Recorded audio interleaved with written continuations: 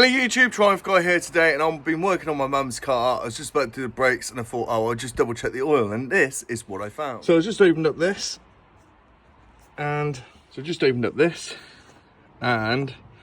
not good. So anyway, now it can be of a couple of things. I know this looks like it's quite excessive. However, when I was talking to my mum, she said she only goes 3,000 miles a year.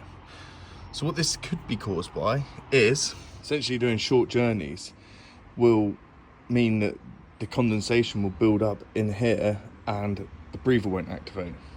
And then what will happen is you'll get water which mixes with the oil to make this mayonnaise-like substance.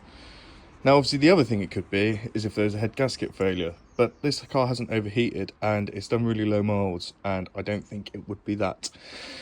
A good way to double check though is to check the coolant level hasn't dropped, because this would indicate that the oil and coolant have contaminated on the head.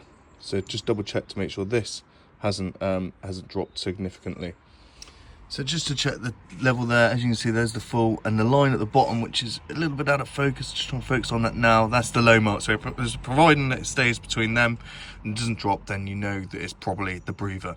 So hopefully that's either giving you the good news that you just need to do a couple of longer journeys, or I hope for your sake it hasn't given you the bad news that it's potentially the head gasket. So thanks very much for watching. Please make sure you like and subscribe. I will be doing more videos on this car, i.e. brakes and stuff like that, so please make sure you follow for more.